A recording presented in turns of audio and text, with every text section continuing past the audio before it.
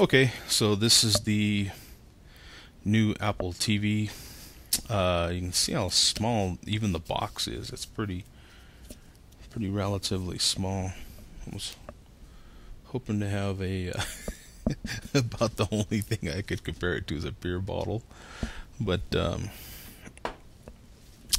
was hoping to have something to put it next. I forgot my iPhone. I thought I'd compare it to the iPhone, but it's here's the box from my iPhone. So it's and that is the actual size of the iPhone. So you could kind of compare it that way, I suppose. But it's not very big at all. And then the just kind of has that. You can see it. It was $99, $100. Peel the wrapping off of here. And you know they usually have some nice packaging. Apple does. Nothing on the top, but on the bottom you've got all that. And then the Wi-Fi and the HDMI, and then on this side the Apple logo. So it just comes in a sleeve. Slide it out. Oof, and there it is, right there on the top. Pretty cool. They like to call everybody likes to nickname it the hockey puck, but I don't. Other than it being black, I don't really compare it to a hockey puck, but it is pretty small. Look at that. Pretty cool. Comes all wrapped up like this in this thing here. I think I'll kind of leave it like that for now. And then inside the box is the remote. You peel that out. And I'm pretty sure it should have the little battery in there, I would think. Hopefully it's ready to go. And this is metal. It's actually metal and it's pretty thin. Look at that. About the size of maybe my Nano. It's pretty thin, a little rounded on top there. Little infrared thing in the front. It just has a menu button, play, pause, and then your circular thing there. You can see, yeah, it does have the batteries in it. You see it flashing when I push it. And then as we dig in here further, you have a power cord. Okay. And that's basically it. Then you have your setup guide in there. And that's it. And what the Apple TV does is it lets you stream content. Oh, cool. They still give you the Apple stickers. So that's cool. And what it does, though, and this is the setup guide, it's actually a real guide, too. That's cool. Has all the stuff in there. So that's cool. But it lets you stream all the content, basically, from the iTunes store or that's in your iTunes onto your TV. So, but you do have to have an HDMI. If you don't have a TV with HDMI, then you can forget about it. So here we go. We're going to peel this off. I want to see the ports on this thing. Oh, well, they've got it taped all the way around here. So then you peel this off. Oh, and this is like a shiny, this is like a matte type of finish on here, and then the Apple TV logo is kind of a shiny, and then this here on the sides is a kind of a shiny plastic. You can kind of see how nice and shiny that is when you peel this off. And there are the ports. So as you can see, there's just the most basic of ports on here. There's the power port for the power cord, the HDMI, and then what looks like a mini type of USB here on the bottom of that, and then the optical audio out, and the plug for the Ethernet plug, but it does have built-in wireless. So all I will need is the power cord, which came with it, and I happen to have an HDMI that I'm going to use. So, and that is it. So that's the new Apple TV. It is pretty small, fits right in your hand. It's pretty tiny, pretty cool. So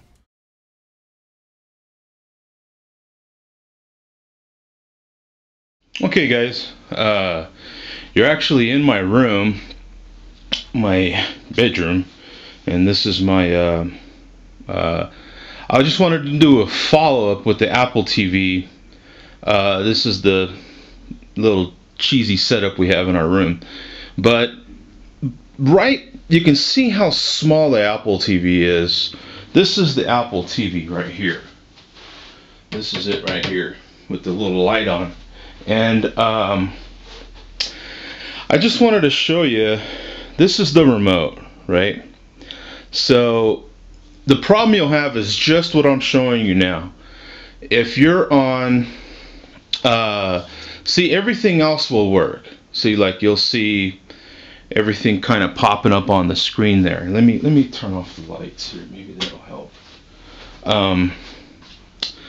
But you'll see kind of everything popping up on the screen there, right?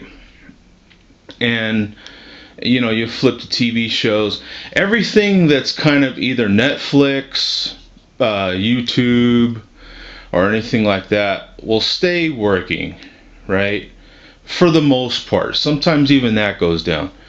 The problem is, I've had this now for I think a couple months, or you know, several weeks, if that, you know, at a minimum. But when I go back to the home sharing, which for me is JD's Music, and that's supposed to be connecting to my computer, my iMac. The problem is it doesn't. You can see that there's no pictures popping up there. See, like here, the kind of the pictures let you know that you're connected again. So it's constantly losing its connection. So as you can see here, this is the remote for the Apple TV, right? And this is going to be a long video, so let's just get that out of the way. But my little fix that I've come up with, okay, is to push these two buttons down here at the same time. So you push the menu and the play pause button at the same time, and you do that until the little light flashes on the Apple TV. See it flash? Let go, and then you'll see it reset. What that does is save you from having to get up, unplug the Apple TV, and plug it back in. You can see it's resetting. Once it resets, you'll see that it'll reconnect to my home sharing, and I'll be able to access all the content on my computer. The reason I want to do that is because even though you can stream stuff from Netflix, Netflix is a great service, but they're not quite up to, you know, they don't quite have the movies that well, they don't have all the content that I have on my computer, okay? It's still a great service. And as far as the iTunes store, well, I don't necessarily feel like paying for all that stuff, right? Because you do have to pay, and we've had problems with the paying on here too. As a matter of fact, I went over here and I said, let's just try it one time. Went to the top TV shows, went ahead and tried to rent an episode of Family Guy.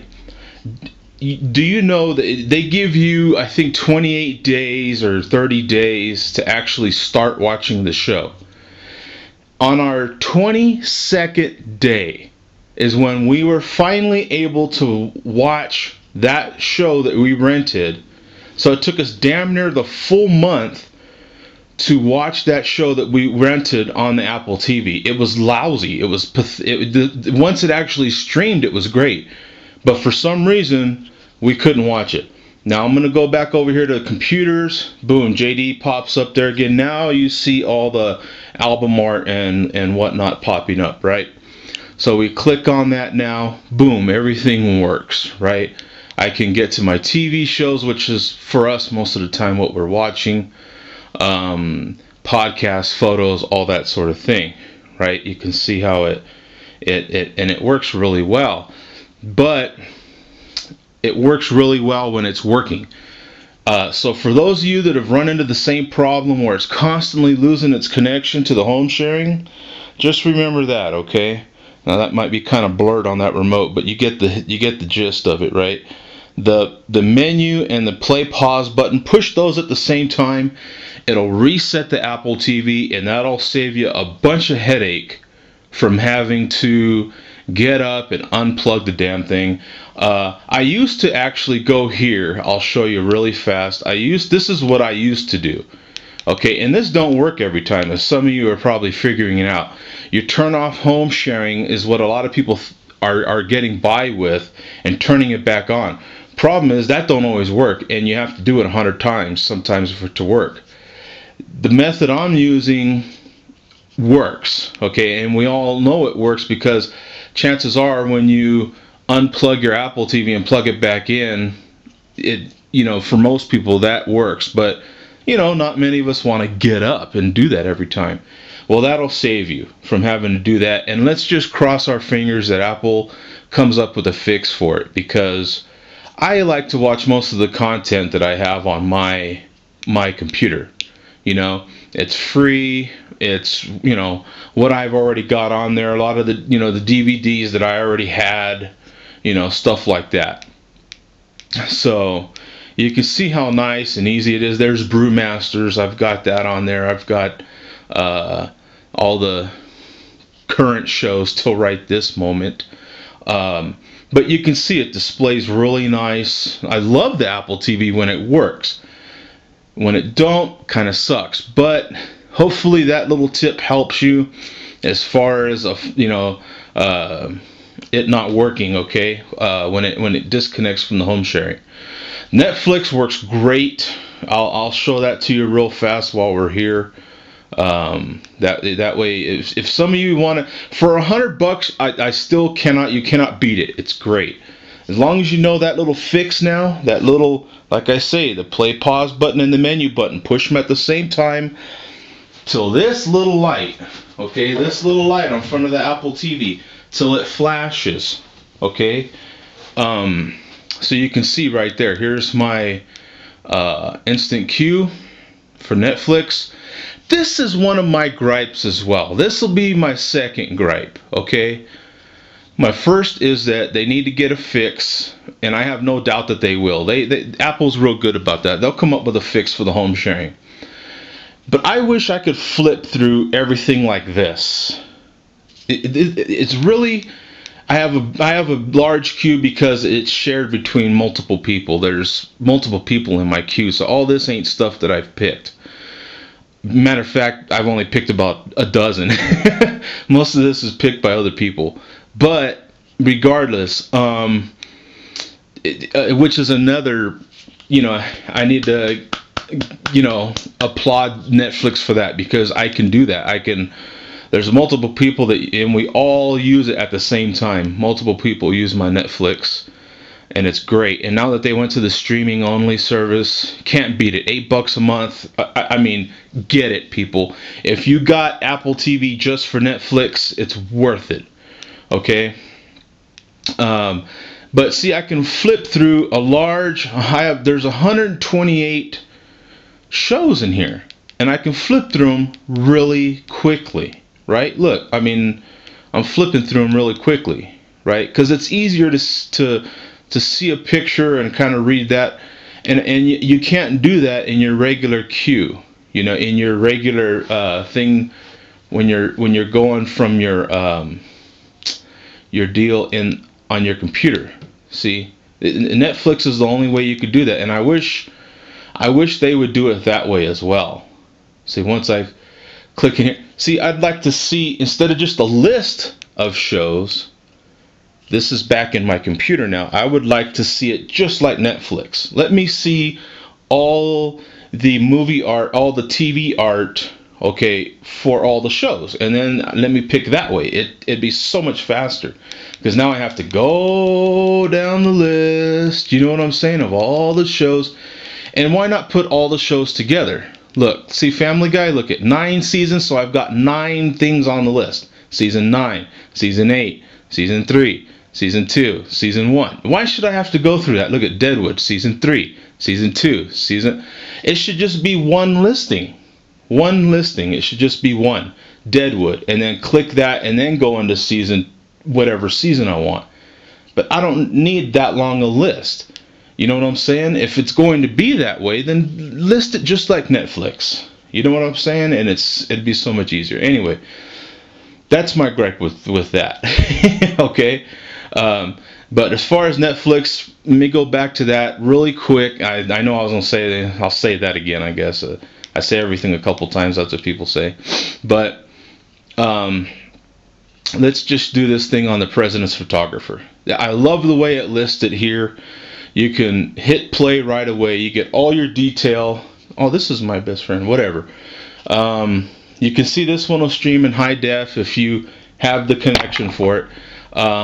You can rate it. So you go right here to ratings and you can rate it. You can remove it from your queue. You can get more information. You click on that. Boom, it'll give you information on all the actors, the movies they've been in. It's great. I mean, I love Netflix. You click play. This will give you an indication of how long it takes to start. So this will give you a good indication. I'm on 8:02:11. Oh, someone already watched it. So we'll pick it up from where they started. You can see it starting at 37 minutes and 21 seconds into the movie. I'm on 8:02:11N, so just to let you know. Look at that. Subtitles are already in there. Let's turn it up a little bit. Great picture. That's great. By the way, this is a 40-inch LCD. I happened to just pick it up at Target on Black Friday. I got lucky, and this was the $300 TV. When it does freeze like that, what Netflix is doing is adjusting for your bandwidth. So if it thinks you've gone, you know, bandwidth goes up and down, so it's adjusting. But it still looks good. It's a little bit lower than it was when we first started it, but it still looks good. Everything, I mean, it looks great. Very acceptable. Okay. I know some people's gripe is that over, I think, 42-inch TVs, and then it starts looking a little more pixely. I don't know. This is a 40-inch and it looks great. Okay. So there you go. You have that. Just, you know, for people that are you know, don't have one and are interested in getting Netflix. Man, I tell you. This box, okay, is $100, $99 at your Apple store, or you can go to Apple and order it. Hell, Best Buy might even have them by now. I'm not sure. But get an Apple TV, get Netflix. Man, you won't regret it, okay? If you do have content on your computer and you want to stream it, don't forget that little tip I told you until they come out with a fix, and you'll save yourself a lot of time. It's Joe D, man. Joe D's Reviews, man. Take care, all right? Enjoy your beers, too, while you watch them movies, man. Later.